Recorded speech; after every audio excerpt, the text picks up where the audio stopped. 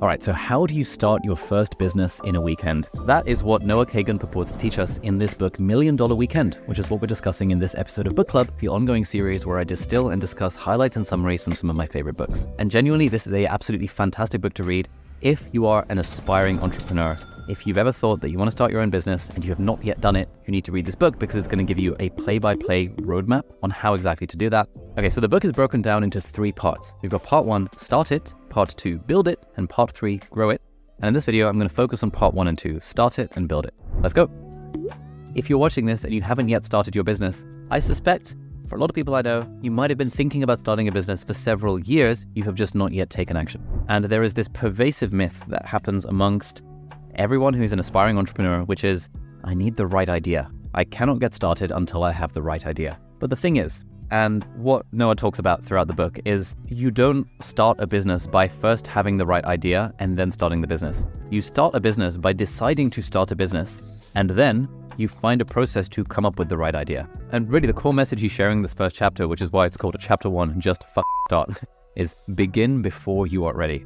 No one feels ready to start a business. Just like I've heard no one really feels ready to have kids. The timing is never quite right. Similarly, the timing to start a business is never quite right. You have to just start. You have to begin before you're ready. And just to labor this point just a little bit more, there's a nice quote here. Most people overthink first, act later.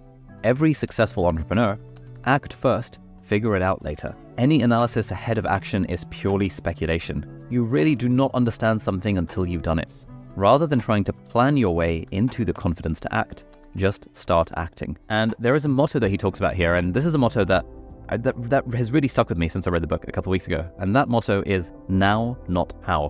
Whenever we think of doing something, we're like, okay, well, I've got this idea for this thing, but like, how do I do it? And there's this tyranny of how. The how holds us back from doing things. Instead, think, what is the smallest action I can take right now? Even if you don't know what to do about anything, there's probably a small action that you can figure out that you can just take action on. And then once you've taken action on that, you can then get started with the thing. So honestly, the whole first chapter is a lot of emotional support.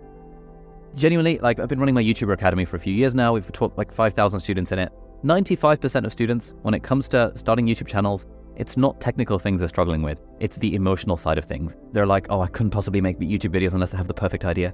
No one starts making YouTube videos with a perfect idea. Just like no one starts a business with the perfect idea. You decide to start, and then you can figure out the idea second. Now, whatever stage of the business process you're at, you're hopefully making some amount of money, and then you're going to need a place to invest that money. And that is where the sponsor of this video comes in, and that is Trading 212. Trading 212 is a fantastic app that lets you invest in stocks, in shares, and funds in a commission-free fashion. They've got a bunch of really good features, which is why I personally use them to manage a portion of my portfolio. So firstly, they've got a great practice mode. If you're new to investing, for example, you can go on the app and you can make an account for free, and you can invest with fake money, which actually sort of will track how the market's actually performing. And so you can see, would you have made money or would you have lost money over a certain period of time had you invested actual real cash? And then once you're ready, you can always switch it from the fake play video game mode into the actual money mode, which is obviously what I do because I invest my actual money through Trading 212. They also have a really good pies and auto invest feature. So basically there's a bunch of random people who are super into the stock market analysis, and they'll create these pies where they might be this is a pie of stocks, 30% Apple, 20% Tesla, 10% Microsoft, 20% Google, all that kind of stuff. And you can browse through these different pies and you can see how they are currently performing and how they've historically performed. And if you like the idea of a pie and you kind of agree with what's going on with it, you can actually just copy and paste that asset allocation directly into your account, and you can invest however much money you want in that particular pie. Obviously, for the record, the thing that I do, not financial advice, but generally what most people recommend is to just invest in broad stock market index funds. But if you're like me and you maybe want to play around with some small percentage of your portfolio, then using the pies feature is a great way of dabbling with individual stock picking in that sense. They've also recently added support for multi-currency accounts. So if, for example, you're in the UK and you want to invest in a US stock market index fund like the S&P 500 like I do, then you won't get hit with the annoying foreign exchange fees. And if you have an Invest or an ISA account, then Trading 212 also gives you daily interest on your uninvested cash in USD or GBP or euros. They've got more than 23,000 Trustpilot reviews with an average rating of over 4.6 stars, so they are very reputable. And like I said, I've been using them for years to manage a portion of my own portfolio. And so if any of that sounds up your street, then do hit the link in the video description, and that will take you to this page where you'll be guided on how to sign up for an account. And if you use that link, you will also get a free share up to the value of £100. So it's free money, you might as well check out Trading 212, and thank you so much Trading 212 for sponsoring this video. So now that we've gotten the emotional support side out of the way, that begs the question, what happens next? And that is where we now come to the customer-first approach to building a business. I have interviewed hundreds of entrepreneurs on my podcast, spoken to hundreds more in real life, and all of them basically talk about this idea, this customer-first approach, which is that you're not trying to find an idea for a business. Instead, first of all, you're starting with who are the people you would like to serve? Because fundamentally what a business solves a problem for someone who's willing to pay for that problem to be solved. And the biggest thing that holds back entrepreneurs, and has done forever, is trying to build something without first verifying that there's actually someone out there willing to pay for the thing. This is the problem that students often have, because students come up with great ideas and it's amazing. They're like, I have this idea for this business, and they'll just go and try and build it without first verifying that there are in fact people to pay for it. Here we go. That's why when it comes to generating business ideas, customers come first, before the product or service. Even before the idea. To build a business, you need someone to sell to. I can't tell you how many times someone has emailed me saying, what do you think of this business idea? I also get those emails. My auto reply, have you asked what the customer thinks? Basically, when you're trying to start a business, the first step is to figure out who are you going to sell to?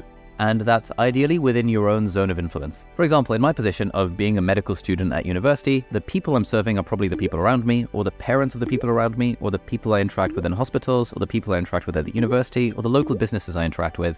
That's like within my zone of influence. The other good thing that this customer should ideally have is money. It is so much easier to create a business where you are targeting people who have money rather than people who don't have money. Again, this is one of the issues with students, is that if you're a student, then everyone you know is your age and probably does not have very much money. If it were me and I were a student starting a business, I might be thinking, okay, my friends don't have any money, but who does? Their parents do. Okay, what are the problems that my friends' parents have? Who else has money? Like my college or my university. There's a pot of money I can tap into there. Okay, now that you've brainstormed who are the sorts of people, ideally with money, that you'd potentially like to serve, the next step is to brainstorm what are all of the problems that they have. Now, the easiest way to do this is to just go and ask them, what are the things in their life that are really annoying? What are the things that they already pay for? What are the things where they're paying for something, but the thing they're paying for doesn't seem very good? And if you do this enough, you will come up with an infinite list of problems that people have. And the whole world progresses and evolves based on people discovering a problem and then trying to find the solution to that problem.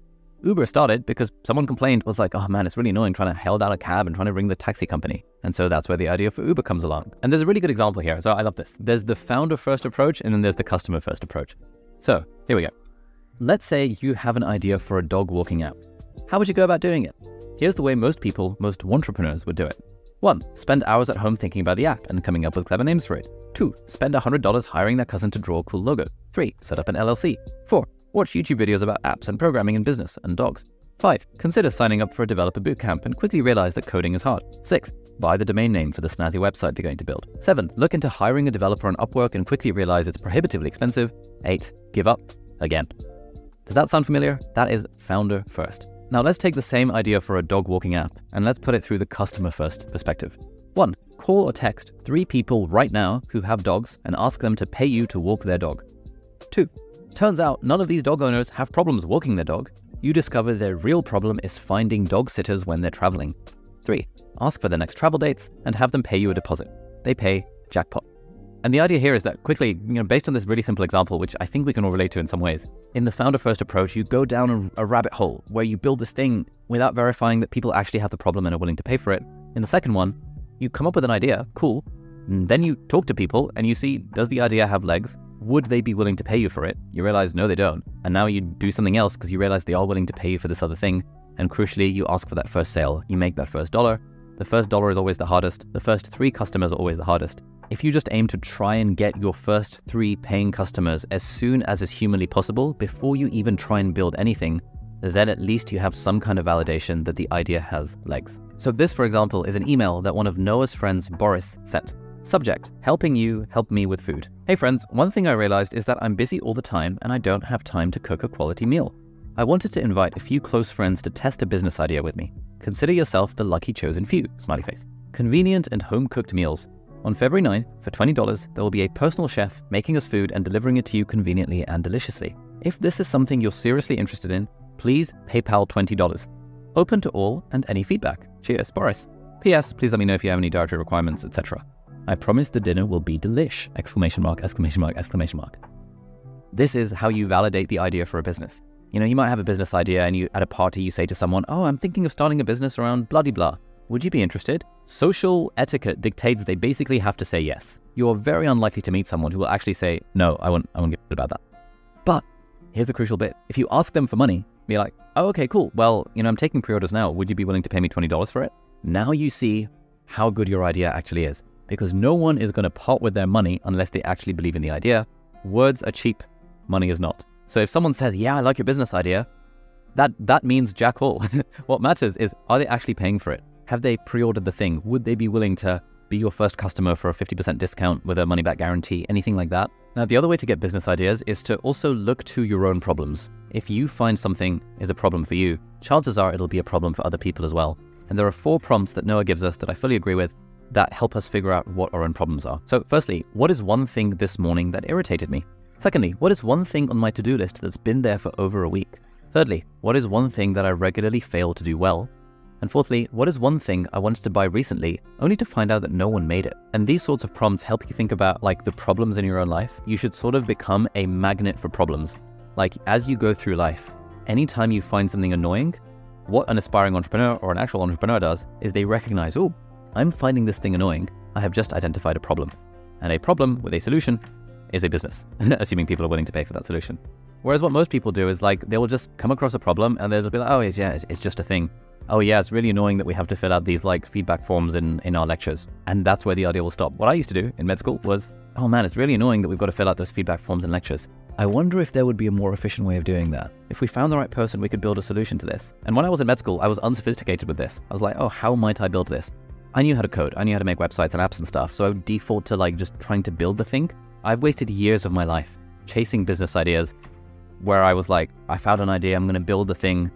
And I didn't find any customers to pay for the bloody thing. And I really, if someone had told me this when I was 13, I would have literally saved 7 years of my life chasing down random rabbit holes because I was afraid or didn't realize I could speak to people and actually just ask them for money. The main thing is that honestly, the way you start a business these days is that you try and get people to pay for the thing before you make the thing. People come up to me and they're like, hey, Ali, I've got a bit of an audience. I want to make an online course. And I'm always like, okay, cool. I know that the temptation is there to build the course and then sell it in that order. But you should flip that around. You should sell the course and then build it. So if, for example, you're thinking, maybe your audience wants a course on how to build the perfect productive desk setup. You could go out and spend like a month or 2 or 3 trying to create the course. That would be a terrible idea. Instead, what you should do is pre-sell it. You can whip up a landing page in like a Google Doc in maybe half a day. You can send it out to people in your audience and be like, hey, potentially working on this course about how to have a productive desk setup.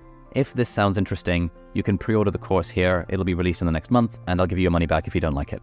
50% off, something to that effect. Because based on how the pre-sale goes, if enough people want to buy it, then it gives you an idea. It lets you validate the market. So it's about finding a problem, finding someone who's willing to pay for the solution to that problem, talking to those people quite a lot, getting money from them. And only once you have done that, do you know that, okay, this is a business idea worth pursuing.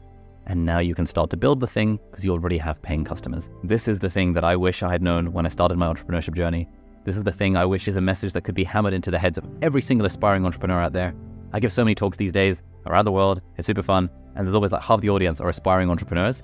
And they're all stuck in this thing of like, oh, I need to have a good business idea. Or, oh, I've just been building this thing, but like I haven't built it yet. And I need to make my MVP first. And then all of it is a total waste of time. If you speak to people who are second-time founders, people who have started multiple companies, you'll find they spend the majority of their time just talking to customers. The more you talk to your customers, the more you validate the idea actually has a market, the more you understand what problems they have, the more you can start to see, maybe I thought this thing should be red, but actually this thing is blue. The more you try and ask them for money to pre-sell the thing that you haven't even built yet, the more likely you are to succeed in the business. Honestly, I think you should totally read the book. It's absolutely amazing. Noah's done a smashing job of it. And if you like this video and you want to see a way deeper dive into this, I actually have an interview with Noah Kagan on the Deep Dive podcast that will be linked right over here. Thank you so much for watching, and I'll see you in the next video. Bye-bye.